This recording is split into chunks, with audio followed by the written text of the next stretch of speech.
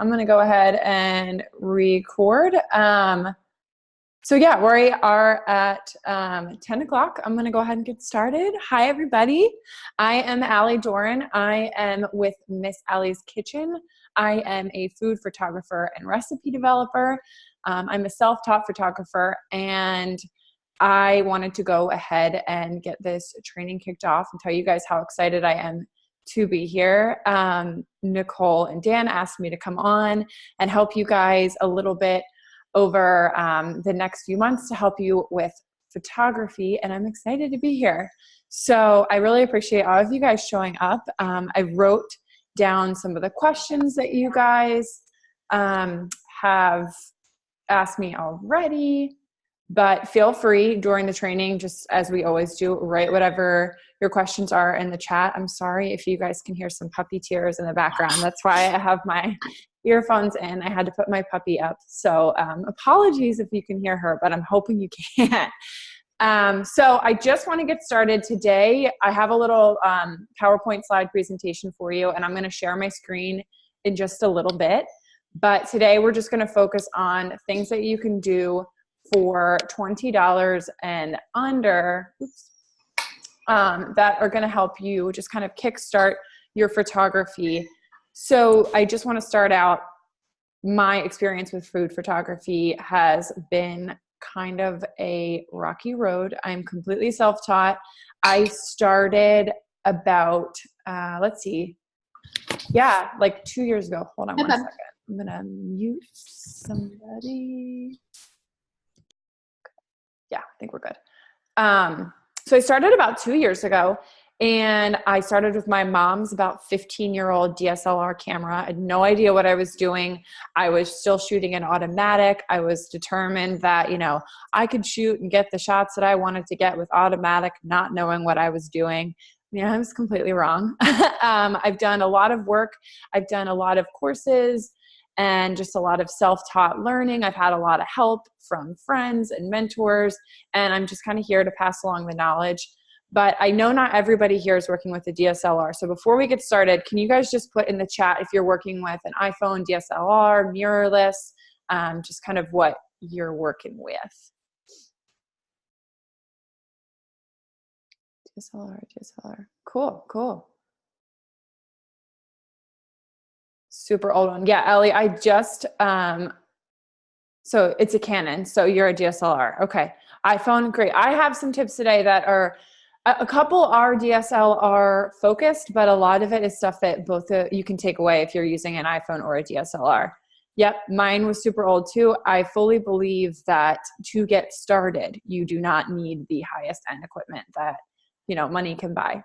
So I just upgraded this June. So, about my year and 9 month mark shooting with that camera. Also film. Would love to hear more about using an iPhone too. Okay, great. I'm going to give you guys some tips about how to make your feeds look cohesive and things like that with an iPhone or a DSLR. So before we jump in, yes, photography is important. That's something that I kind of want to just start out with.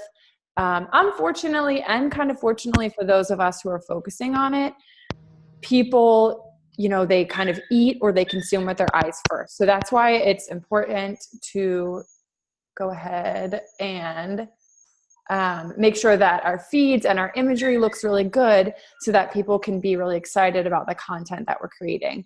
So as we're focusing on overwhelm in the group, I really wanted to focus this first training on things that we can do for under $20 to kind of up level our feeds and our brands, and just to get, those eyeballs on us, but not put out as much effort.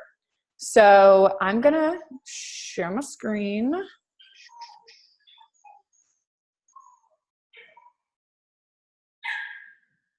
And hope that you guys can kind of see this. Can you guys see? Let's see here. Trying to figure out how to pull up the chat. Perfect. All right. So can you guys see? Oh no, can you hear Sadie? I'm so sorry. That's my puppy. But all right, we're going to get started. So things you can do to improve your photography for $20 and under. Yeah, sorry guys. So what we're going to work on your brand vision to make your life a little bit easier, inexpensive items that can make your images look better, tips to improve your mindset and your confidence, and a few things that I recommend investing in. So working on your brand vision is a great way to just really up-level what you're doing. If you have a cohesive brand, it's going to kind of help you out with your outreach because people are going to be coming to you. I've got a couple of inexpensive items that you can use and a couple of tricks I will stop my screen share and show you some things that can make your images look a little bit better. I think a big thing that I want to focus on too is improving your mindset and confidence, because if you are more confident and you have a great mindset when you go into shooting, it's going to make your shoot a whole lot better. And then I'm going to give you a couple things that I recommend investing in if you're going to spend the money. A lot of those things are for under $20. And then I'm going to give you guys just a little bit of an action item, something that I want you to do if you haven't done it already. So let's start with the brand vision. So one thing that I know is really common when we start out with food photography, there's a lot of shiny object syndrome. You're consuming so much of other people's content. And it's really hard to not get bogged down in like, oh my gosh, that person just posted this beautiful picture.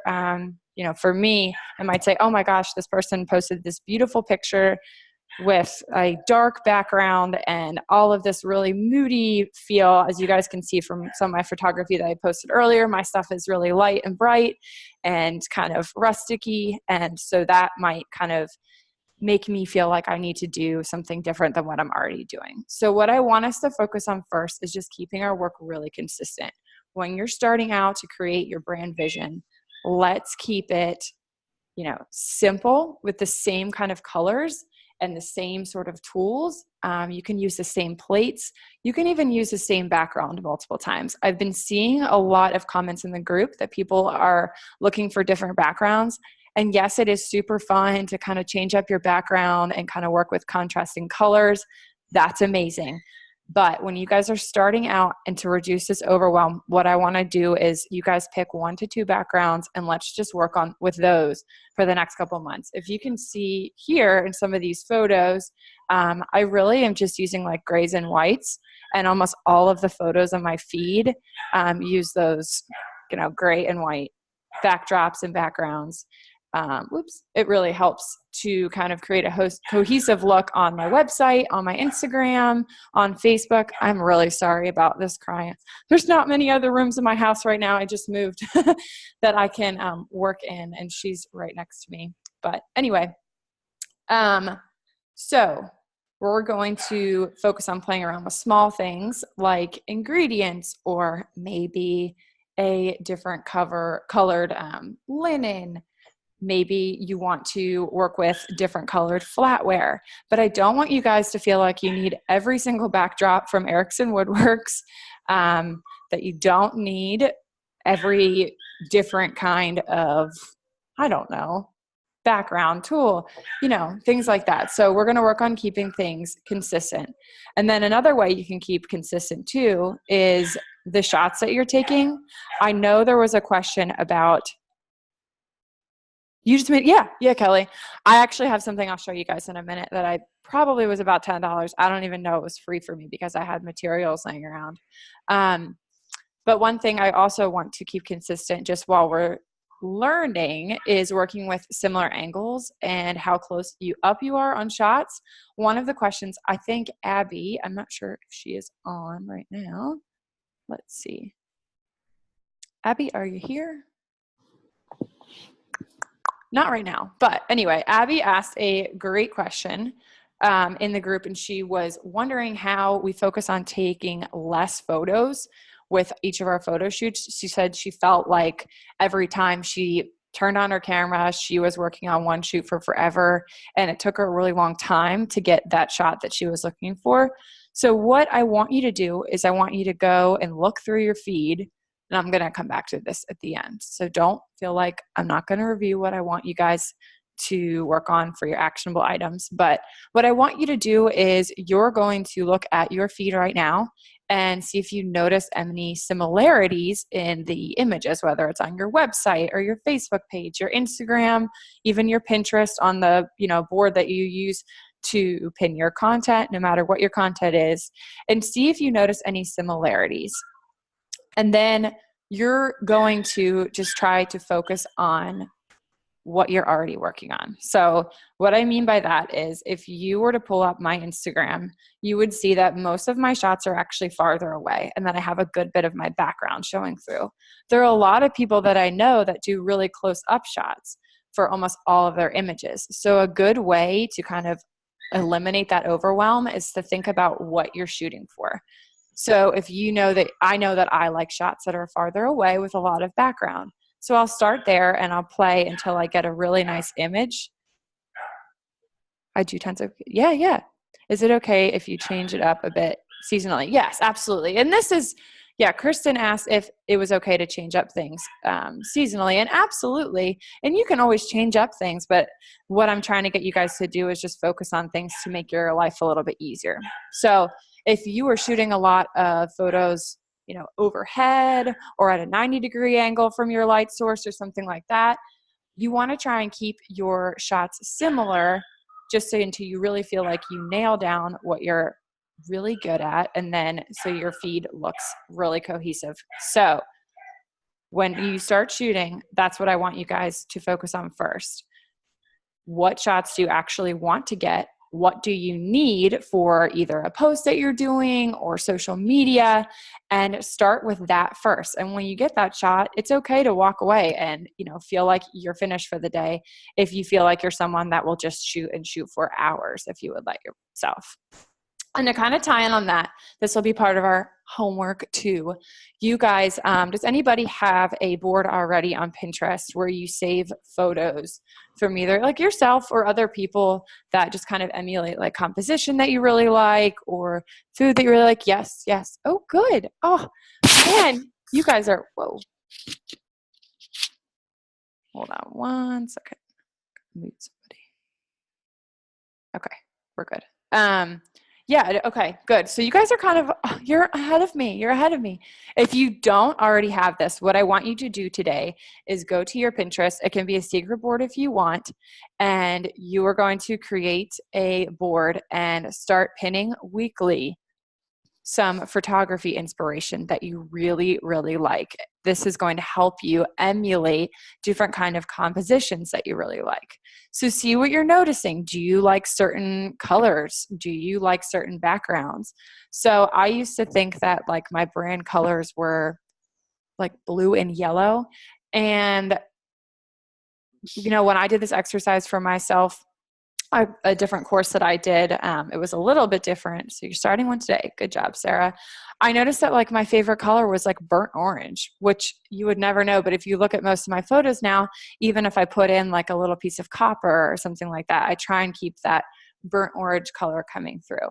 So what I want you to do is to create that board on Pinterest. And then when you start working, what you can do is you can pull up a photo. So say you shoot a lot of smoothies. Make sure you're pinning a lot of like smoothie and drink photos to keep in there. And then you can kind of try and copy what you see. Now, yeah, go ahead and rewatch it. Now, when you're composing, it's, obviously we don't want to copy anybody's work, but if you're trying to just emulate the vibe that somebody is getting or trying to emulate that placing, but using your own tools and your own styling pieces, it's going to look different. So that is a tool that I use a lot when I'm feeling really stuck. I shoot a lot of like ugly stuff like pot roasts and casseroles. So a thing that I'll do a lot is go into Pinterest and, just really try and find some images that I like that will help me kind of style and make things look pretty. So what I want you guys to, are you guys feeling this? Are you picking up what I'm dropping down? So we're going to focus on kind of narrowing in what we do for our brand vision. So that means just kind of do what works. Ooh. Oh, sorry. Hey, Amy, can you mute yourself for me? Perfect, perfect. Thank you. All right, great. So, and we're avoiding that shiny object syndrome until you really feel comfortable. Now, when you're working on moving up and up leveling your photography and working for different clients, you know, I'm not saying that it's not a skill to know how to take a variety of different photos, but what we're focusing on today is, no, that's okay. That's okay. What we're focusing on today is really reducing that overwhelm and working on our own brand vision so that we can set ourselves apart and start having people come to us for our work. So, inexpensive things that we can be using to make your images look better. So poster boards are like your best friend when you're starting out. You can use white poster boards as reflectors. You can use them as simple backdrops. There is nothing wrong with a simple white or black, you know, foam poster board reflector with a nice like flour sack or like linen, and just shooting off of that. When you're starting off, don't feel pressured into getting the most expensive photography backdrop that you can afford. Now, you know, when you're moving on, it's definitely something to think about investing in. What I actually have is I use a $50, I think it's around $50 to $60. It's a marble slab from Sur La Table. And then I'm going to stop my share for just a second to show you guys the simple backdrop that I made. And I know Kelly just said she made one this week. All right. Ugh. So can you guys see this here? This is one of those, and sorry, I need to clean it, but this is one of those kind of concrete style backdrops, and it's just some acrylic paint and some plaster. So if you guys are interested in something like that, you can do it with different colors. I can send you the YouTube link that I used to make that, so you can kind of get creative. Yeah, so that's a really good thing to do. So, and then as a reflector, sometimes when we have difficult light sources, what we want to do is place a reflector on the opposite side of a light source. So you can actually just use a white poster board and put it right next to, or put it across from your light source, and it will help kind of bounce that light and help mitigate some of those shadows that you're working with. I know that used to be really important for me in my old apartment. It was a very dark space, and you know, there are a lot of reflectors out there that can be kind of not super costly, but you know, a $2 poster board from the craft store can get you a really long way. Another thing that I really like to use, and I was talking about it in the group, is just a simple kind of white sheer curtain. I keep one up in my shooting space at all times. I still have to hang it in my new house. I just moved, but I actually keep it up at all times so I can pull it across if I need it. And that was probably under $20 on Amazon. That is another great thing to use. You can use trash bags. You can use, let's see, you know, any kind of like a thin cloth, but I really find that diffuser curtain to help me out there. You can hold things up like poster boards, backdrops with heavy kitchen utensils and household items. What I actually do, instead of getting something with a stand, that board that I just showed you guys, get the chat up here. So I actually use that, and I use my knife block to hold it up because it's a little bit heavier. I've used my husband's boot. I've used, you know, you can kind of get creative what's in your house until you have the budget to really move forward. Like I just said, you can try creating your own backdrops. YouTube has a plethora of information if you're looking to get creative before you want to make that big purchase. Because if I'm being honest with you, the things that you want to be investing in early on are education, actual photography equipment like new lenses or like a new camera body. And then as you move on, you can kind of add those little detail things that I know can be super, super exciting to want to buy, but I think you'd be better off investing in your education. Let me stop my screen share again because I want to show you guys a little trick. Okay, so one thing that you can also do to avoid buying a ton of dishware, this is a cool trick that I want to show you. So I have this bowl here, and one thing that I think we've all probably noticed if you're shooting, are a lot of you guys shooting food photography here? Just answer in the chat for me, just so I know. I think a lot of you are. I recognize a lot of names. Okay, great. So when we are shooting in bowls, a lot of times we want to make things look, and this could be true for products too. If you're shooting like, I don't know, jewelry in a bowl. I don't know why you would shoot jewelry in a bowl. Anyway, so we want things to look full and voluminous. So I have this other little ramekin here, and you can actually repurpose a lot of your things. And I put bowls inside of bowls to make things look fuller, so I can continue to use the same equipment from shoot to shoot. Does that make sense? Have you guys ever seen anything like that before? Does that help out a little bit? Cool, cool. All right, let me get my share back up for you.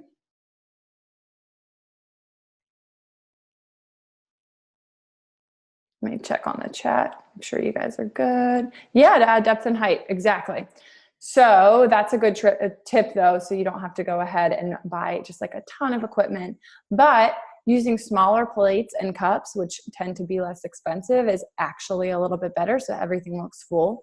I know sometimes I have like really large mason jars, and when I'm shooting, I just need something smaller. So a lot of times I buy things that are a lot smaller, and they can be less expensive too. So just some things that can help you out with just not spending as much with props, and to help you kind of create your own backdrops and things like that. So if anyone is interested in that video that I mentioned, I can add it in the replay thread. I can link it there. I can link it in the Zoom link thread. And yeah. So one thing that I am super, super passionate about, and I think that doesn't get talked about as much, is improving your mindset and confidence when you're shooting. I know when I'm in a really crappy mood and I'm not feeling so great, my shots definitely suffer. I like to put on a really good playlist. I don't know if a lot of you guys journal. I know a lot of us in Nicole's group definitely do in the morning, and we focus on positive mantras and things like that. So something, yeah, playlists for shooting are a must. But sometimes I even forget, you get in this pigeonhole of, just trying to crank content out, and you're running around all scattered whenever you're trying to get everything together. And, if you could just put on a playlist, and then in the morning, I like to write down some positive mantras. If I know it's a day I'm going to be using my camera a lot, I write things about what I love about my work, no matter what point I'm in, because, I don't always absolutely love everything I create. And try and write down some positive things about yourself and how far you've come. It's a great thing to look back at old work and to look at what you love about what you're doing now. Sometimes if things aren't going super well, I feel like I have really been at a shoot for a while. One second, let me read Kristen's comment. I feel like I'm always in a rush and working around naps or a limited window of natural light because it's winter and I live so far north. My winter shots are never as good because I always feel on such good daylight crunch. Okay. Well, Kristen, do you have a reflector like I was just mentioning? Because that's really going to help you out. You do? Okay. So that's going to be really important for you. Is there any way that in the morning, sometimes I like to, in the morning or in a time when you might have a few more minutes, is there a way that you can set up your kind of photography setup before you go ahead and start cooking and take a couple of test shots? Obviously, the light is going to change throughout the day, but if you can kind of get your bowls or whatever you are shooting set up, and then you can kind of cook and then add everything and just kind of adjust with the light, that might help. So if you're working around naps, before nap 1, get out your photography table and set up a reflector in your backdrop, because you're going to be working with limited light. And then you can go ahead and cook between that nap time. And then at the time point that you're ready to shoot, you can always heat up some food if that you wanted it hot or you wanted it to look fresh. Or sometimes I find that food that I've already cooked is easy to style. Like if you've already cooked cookies, they're probably going to be easier to shoot when they're a little bit harder and cool. So what you could do is you could come back to it, but your setup is already kind of set. You might have tested it in your camera without whatever the subject is, but the kind of background and the whole story behind the shoot is already there. And then you could, that's okay. Okay, good, good. So maybe at like 9 o'clock, could you set aside like a half an hour to stage your shoot? And then if you know your light between 11 a.m. to 2 p.m., you could just really get working and really get moving. And that way there's not so much guesswork setting everything up. So is that helpful a little bit? Okay, good, good. And that's a good thing for all of us. You know, we can be setting up test shoots, you know, before we start, just so we know exactly what we're shooting. We can have more fun. We can take some deep breaths. This is supposed to be fun. And I think a lot of us started getting into food photography or content creation, workouts, because we love what we do. So it would be, you know, great to just make sure that we're setting ourselves up for success. And if you're shooting some workouts, maybe you could go and scout location. And those of you who are shooting workouts, let me see here. Food and workouts. Paige, are you doing that outside of your own home or? Oh, okay. Okay, in home. So do you struggle with that too? Okay, in a gym. So something that you guys could do too is to kind of do some test shots like with your own, in your own, you know, in your home or your gym beforehand, and to make sure that you have like the positions that you want to get done. If you have those practice first, you can even set like a timer on your phone if you have someone taking the pictures for you, just so you know what everything's going to look like. And that way, when you're actually doing the work, it could take you a little bit less time. Does that make some sense?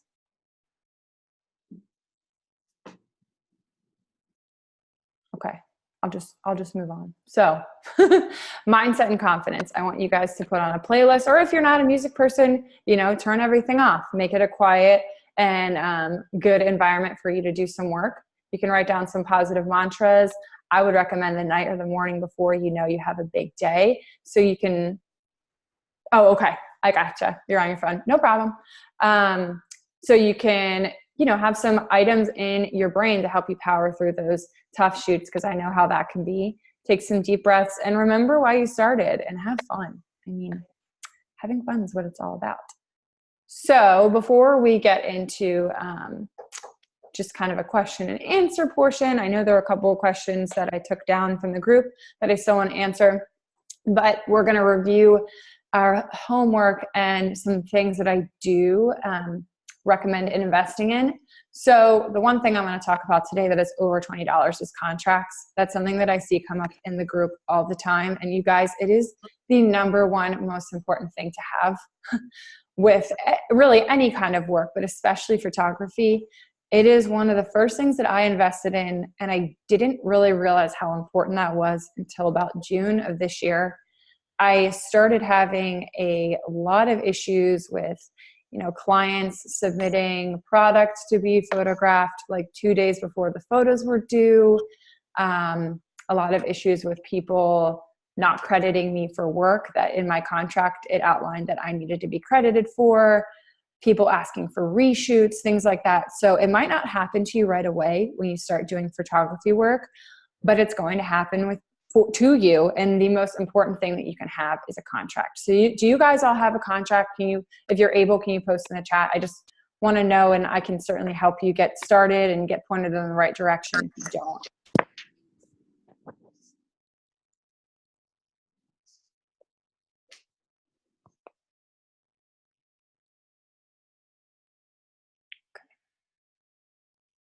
A makeshift one.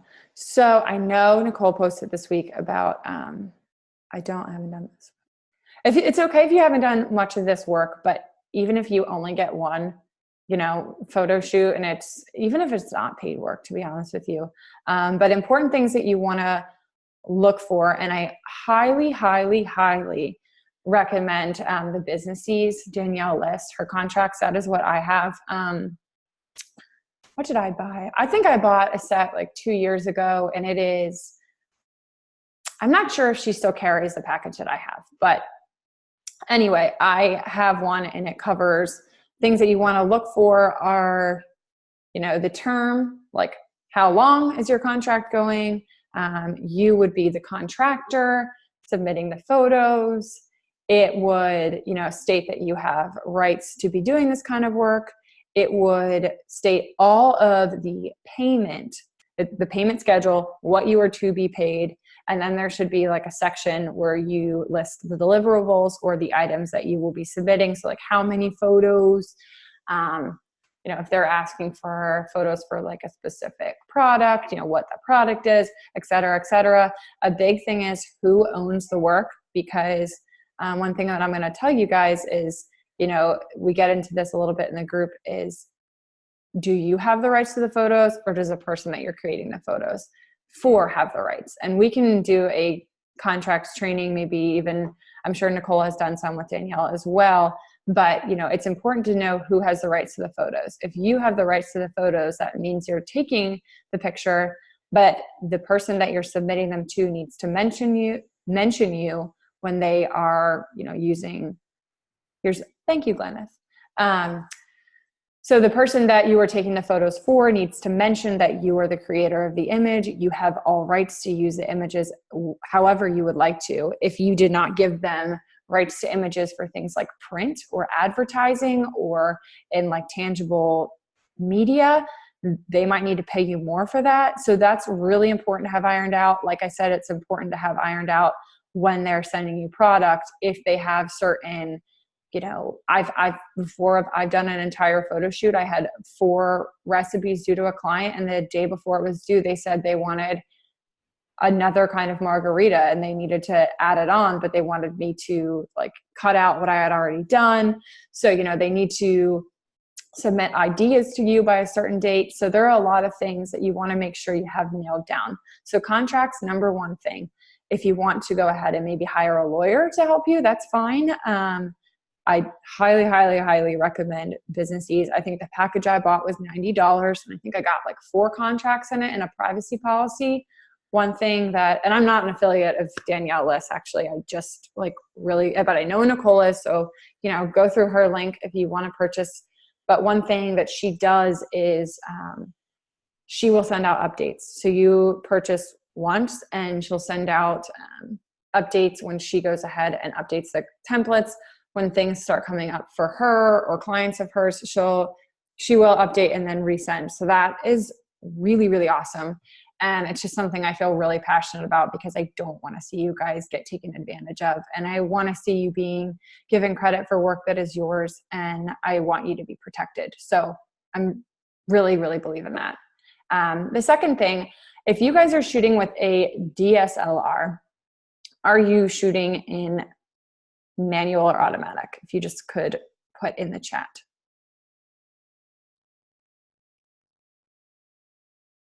Cool, cool, cool.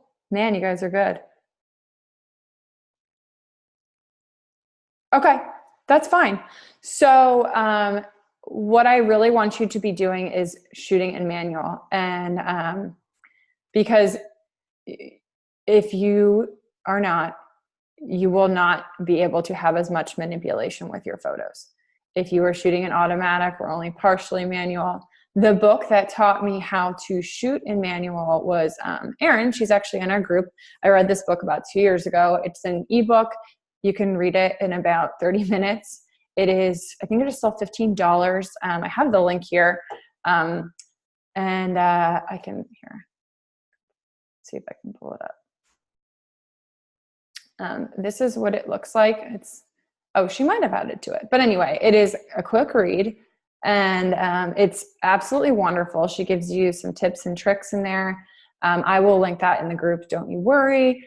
But it's like $15. It was the book that kind of helped me to learn that. It took me a long time to really get that skill under wraps, but it just is it's a kind of a, I don't want to say basic, but it is very easy to understand food photography and food styling. And if you were shooting with an iPhone, That's okay if you're a total beginner. I would definitely recommend going through this book just because I think Erin sets it up really easily. If you are a food photographer, if you are using your iPhone, I still think that this book could be a really great resource for you because she does give a lot of like styling tips and tricks. There is a little bit in there about some editing programs, but yeah, that's something I would really, really recommend for $15. Will I talk on specific cameras? Yes, I can touch on that today. We will do a whole separate camera, but you can ask your questions as soon as I finish there. But anyway, the Almond Eaters book, I absolutely love it. And I think it is a great starting place for you guys. And yeah, so go ahead and get that if you were really struggling with learning manual, and just some kind of editing techniques is something that I've come back to again and again. And I think Jess Norby talked about this when she was doing her Instagram training, but VSCO. It is $20 a year, and it is something I highly, highly recommend if you are trying to create a branded look on your Instagram feed. Is that something that you guys are really trying to do? I bet it is, and everybody that's here probably wants that branded look. That is a question that I think Sarah asked me. Yeah, I believe that's what she asked me. Anyway, in the group, someone asked me in the group. Yes, actually researching. Okay, good. Yeah. So what VSCO does is, you know what? I am going to stop my screen share because I'm going to show you guys backwards how I use my VSCO app. But VSCO, you can just put a filter on an image. And what I do, I use A6, but VSCO is great because you can turn down the amount of filter. So that is kind of how you see a lot of people using VSCO. If you look at my feed, I use A6, but I only use it to like a 3%. So it's not really skewing the colors of my images. It's just kind of giving this tiny little filter. So it makes it look like everything has been done like all at one time. It gives a really cohesive look. So you guys can see, here is what my VSCO looks like. I know this is a little hard, and I'm more than happy to help if you guys have additional questions. But so you go into your VSCO. So here is a pie photo. This is hard to do. So I will go, All right. So I'm going to go in and just put any old filter on it. So I have a filter on it. But you can see here, if I click here,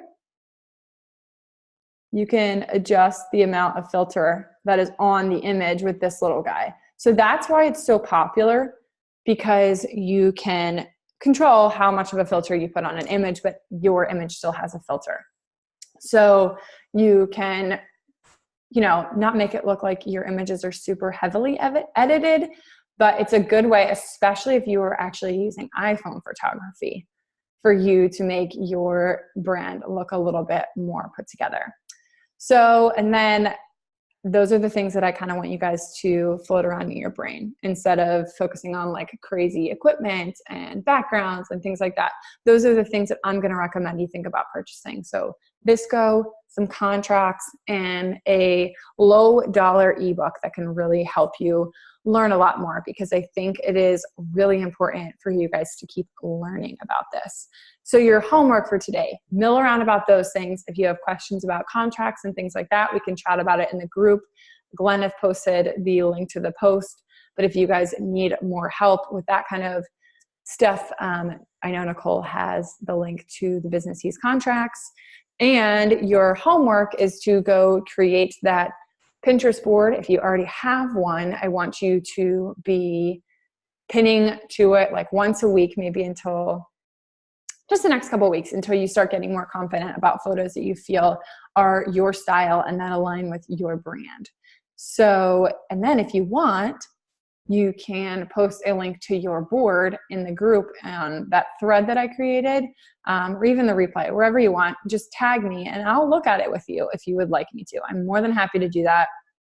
So sometimes it's kind of hard to look at work that you like and pull out what you're really loving from it. You're like, why do I really like these photos? It's hard to tell. So if you need help there, I'm absolutely game to do that. Just tag me and you can share your Pinterest board in the group and I'll take a peek at it And yeah, we can find some things that you should be gravitating towards in your images.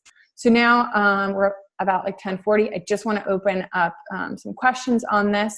And so if you want to talk about specific cameras, Ashley, and I can definitely do a training on this because that's like a really, really broad area. And I wanted to talk on lower dollar items today, but specific cameras. I'm a Canon person, but I know a lot of people in here are Nikon as well. I know a couple people shoot with Sony, some have mirrorless for travel, but what was your question there?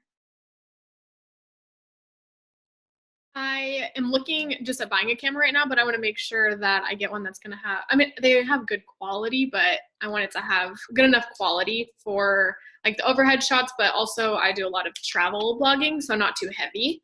Okay. Yeah. Actually, the one that Jennifer just recommended, the any of the Rebel series, if you're starting out, would be a good place with Canon, I believe.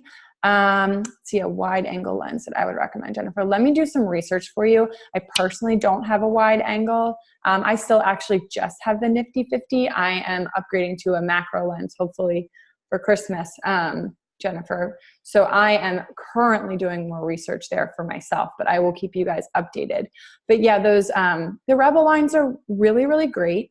And, I personally have a Canon 6D, which is a full frame camera. The only thing there, yes, it's a little bit heavier, so I'm not sure it would be exactly what you're looking for travel. I know some people travel with a mirrorless camera because it shoots better in low light. I don't know if you're looking to do a ton of food photography, if that's your best option. If you are open to getting two, that could be something to look at there. Yeah, so the 60 is a full frame, which just means basically the long and short of it that you can use your lenses to full potential because you can use like the full frame within. But to get you started, yeah, that's what I would kind of look at. We can continue that conversation. I know sometimes it's hard with budgetary areas. One thing that I almost did, I went to a camera store. That's something I would definitely recommend too. If there's a camera store around you, you can bring your stuff to them and they will help you. And I almost bought, what did I almost do? I almost bought a used, yeah, it was a used Canon 5D and it was almost the same price as my 60. And so that's a really great option. A lot of times photography stores around you will carry used products and you can also rent. So if you guys are really thinking about making a larger purchase, I would definitely do some rentals. Sometimes you can rent for like, I want to say like 25 to 50 bucks a day, usually for different kinds of equipment, lenses. Yeah, renting would be really, really great. That's a good option for you guys. I think, oh yeah, check out Facebook Marketplace. The only thing that I will warn you about a little bit is buying from like Facebook Marketplace or Craigslist, something like that. If you buy from a reputable camera store, they are a little bit more able to tell you like how many shots, basically like how many miles their car or camera has on it. So I just want you guys to be very careful when purchasing used from, a non-authorized dealer. I believe B&H Photo even has used options. Somebody correct me if I'm wrong, but I believe that they do. And you can do a lot of rentals. So just some options there to be smart. But like I said, you guys, I know it's hard. I know when you read a post about photography equipment and the lowest dollar, I'm looking for a new tripod right now. The lowest dollar one that I feel like I've come across is like $450. I know it can be really overwhelming, but you can start a photography business that's solid if you're willing to put in the work to educate yourself and not spend an arm and a leg. You can do things gradually. You can gradually move up. I recommend shooting in manual. I recommend getting those contracts. I recommend putting dollars in education, not just equipment, because you can have the best equipment in the world, but if you don't know what you're doing with it, what's that going to do you? So that's just kind of my 2 cents there. So don't feel like I'm like pushing you guys to get all new equipment today. Any other questions there? Did any of this like make sense? Do you guys feel like you have a couple things that might help you reduce some overwhelm and the amount of time that you're shooting? Does that feel like a little bit of clarity there? Is there anything else I can help you with? You can feel free to post in the chat or unmute yourself if you have like a specific question too. It was good. Okay, good. Good. I'm glad. I'm glad. And I am always open to hearing what you guys in-person manual training. No, you know what? We could do that. We can do that just like a basics, and we can, do an overview of like what, your shutter speed is, what your aperture is. It's different on every camera, but how to create a shooting playlist. You know what? I was thinking about this. I wonder if I should make one and just, we can have a blogger to business like playlist within Spotify. Do you guys all have Spotify? Maybe. Okay. Well, how to create a shooting playlist 101, pick all your favorite songs and put them in a playlist. My taste might not be the same as yours, but I'm happy to kind of make us like a fun classic throwback one that we can put on, and we can all feel like we're supporting each other during our next photo shoot. If that sounds good too. Okay, cool. I will work on that. I will try and figure out, I am like Spotify challenged, but I'll try to figure out how to share that within the group too, if that's something fun we want to work on, because making photography fun again is something that I think is important. All right, guys. Well, if there are no other questions from the day, I really appreciate you all being here with me. I'm looking forward to this. There will be another one in a month, and I'll weigh out some of what I had planned and from what I'm seeing that you guys are needing today. And I really hope that you'll come to me for any questions. And yeah, I appreciate all of you. And I hope you have a wonderful day and happy Halloween.